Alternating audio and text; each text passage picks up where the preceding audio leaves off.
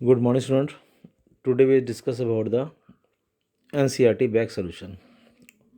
Already we have discussed about the chapter heredity and evolution. Although evolution is not in syllabus, but still we have to gain knowledge. तो यहाँ पे आपको question दे रखे हैं, आपको जितने भी क्वेश्चन दे रखे हैं कैसे करना है, तो यहाँ पे आपको क्वेश्चन दे रखा है if a trait a exist 10% of a population of N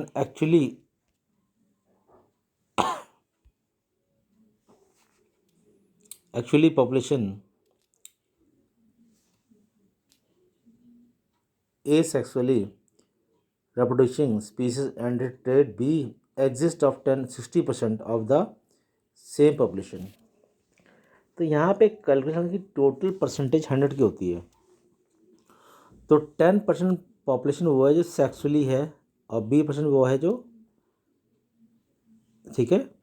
तो यहाँ पे जो हम आंसर लिखते हैं, जो लिखना हमने आंसर लिखना है उसका सोचना है क्या हमने देना है आंसर। ओके बेटा, तो यहाँ पे हमने लिया इन एसेक्सुअल मीन्स ये uniparental involve,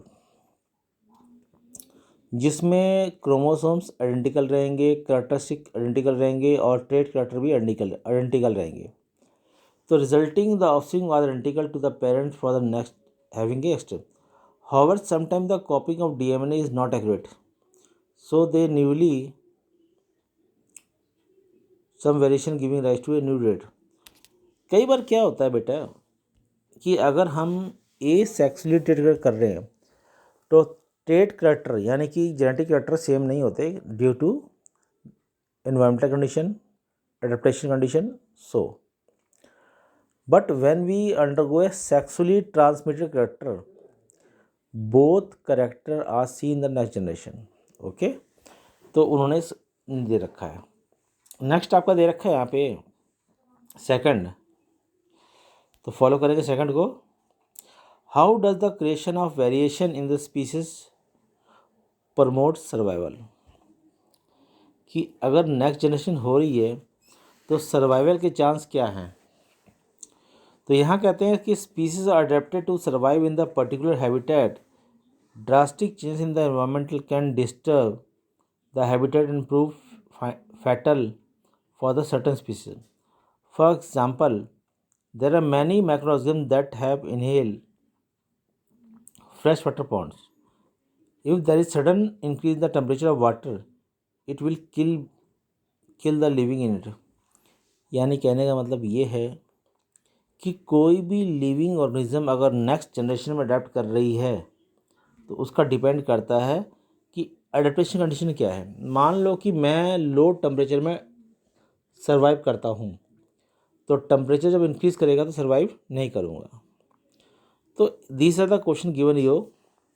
next question, how Mendel experiment show the trait may be dominant सही। तो यहाँ पे आपको देखना है कि Mendel is the name of scientist who discovered it that when the tall plant and dwarf plant together occur the cross pollination the first generation is comes to be a tall plant.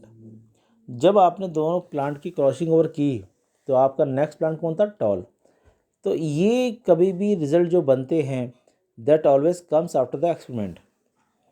तो उससे पता लगा कि toll character जो है dominant है और dwarf character जो है डोमिनेंट है, रिसेसिव है। ओके, नेक्स्ट ऐसी ये एग्जांपल आपको शो करके दिखा रखा है कि आपने कैसे फॉलो करना है, कैसे आपने दिखाना है। तो मगर remember that in board examination you didn't want to draw this diagram, just take it a genotype and you can mention it. जो मैंने आपको पिछले लेक्चर में दिया था कि जीनोटाइप से आप एक्सप्लेन कर सकते हो, तो आपको फूल पत्ती बनाने की फूल ये डायग्राम बनाने की जरूरत नहीं है। You can simply take an example by the T and T and small t and t। Okay, तो यहाँ पे आपको सारी वेरिएशन दे रखी है, double hybrid cross and single hybrid cross. तो यहाँ पे आपको दे रखा है डबल, कि अगर आपका करेक्टर ट्रेट करेक्टर डबल होता है तो क्या करना है आपने। तो डू नॉट पैनिक, आपने कैसे करना है तो आपने फॉलो करना है। यहाँ पे round yellow seeds and wrinkle green seeds, it means dihybrid cross के बारे में बता रखा है। तो these are the NCERT question I have given you. तो go through the PDF file and solve the questions, it will be easy for you to remember. आपको आसान रहेगा कैसे करना है कि already have taught you in the lecture, तो आपको फॉलो करना है, ठीक है बेटे। तो I am sending the PDF file along with the NCERT back solution, तो आपके लिए हेल्पफुल रहेगा। If you still getting doubt you can contact me any time, ठीक है बेटा। तो मैं भेज रहा हूँ, तो आप इसके आपको आसान पड़ेगा। जिस बच्चों के पास किताब नहीं है वो इसको फॉलो कर सकते हैं, और जिनको कोई प्रॉब्लम है वो पूछ सकते हैं। तो आप पूछोगे तो मुझे खुशी होगी कि आपको डाउट्स हैं, कुछ भी लगा लो, anything you want you can ask from it, each and everything I have given you. Okay, so take care and have a nice day. Thank you बेटा।